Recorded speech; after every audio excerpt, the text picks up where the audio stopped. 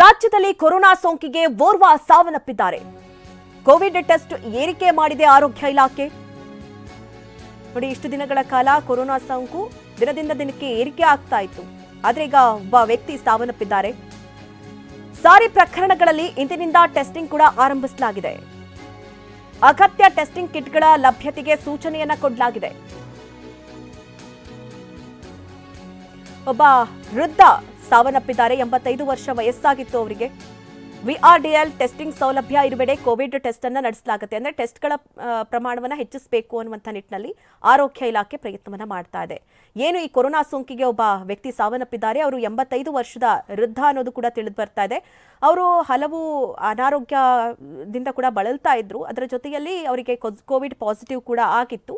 ಅವರು ಸಾವನ್ನಪ್ಪಿದ್ದಾರೆ. ರಿಮಾನ್ಸ್ ಆಸ್ಪತ್ರೆ, ಬೆಂಗಳೂರು ಮೆಡಿಕಲ್ ಕಾಲೇಜ್, ಎನ್ಐವಿ ಕೇಂದ್ರ ಸೇರಿದಂತೆ ಹಲವು ಕಡೆಗಳಲ್ಲಿ ಈಗ ಟೆಸ್ಟಿಂಗ್ ಪ್ರಮಾಣವನ್ನು ಹೆಚ್ಚಿಸೋದಕ್ಕೆ ಆರೋಗ್ಯ ಇಲಾಖೆ ಸೂಚನೆಯನ್ನ ಕೊಟ್ಟಿದೆ. ನೋಡಿ, ಎಲ್ಲೆಲ್ಲಿ ಎಷ್ಟೆಷ್ಟು ಕೊರೋನಾ ಪ್ರಕರಣಗಳು ದಾಖಲಾಗಿದೆ ಅನ್ನೋದನ್ನ ಕೂಡ ಗಮನಿಸ್ತಾ ಇದ್ದೀರಿ. ಬೆಂಗಳೂರಿನಲ್ಲಿ 34, ಬೆಂಗಳೂರು ಗ್ರಾಮಾಂತರದಲ್ಲಿ 1, ಬಳ್ಳಾರಿಯಲ್ಲಿ 1, ಮೈಸೂರಿನಲ್ಲಿ ಹೀಗೆ ಹಲವು ಕಡೆಗಳಲ್ಲಿ ಹಲವು ಪ್ರಕರಣಗಳು ದಾಖಲಾಗಿದೆ. ರಾಜ್ಯದಲ್ಲಿ ಕೊರೋನಾ ಅಬ್ಬರಿಸ್ತಾ ಇದೆ. ಆರೋಗ್ಯ ಇಲಾಖೆ ಕಟ್ಟೆಚ್ಚರವನ್ನು ವಹಿಸಿದೆ. ಖಾಸಗಿ ಆಸ್ಪತ್ರೆಗಳಿಗೆ ಇಲಾಖೆಯಿಂದ ಮಾರ್ಗಸೂಚಿಯನ್ನ ರಿಲೀಸ್ ಮಾಡಲಾಗಿದೆ. ಖಾಸಗಿ ಆಸ್ಪತ್ರೆಗಳ ಒಕ್ಕೂಟದಿಂದ ಮಾರ್ಗಸೂಚಿ ಬಿಡುಗಡೆ ಮಾಡಿರೋದು.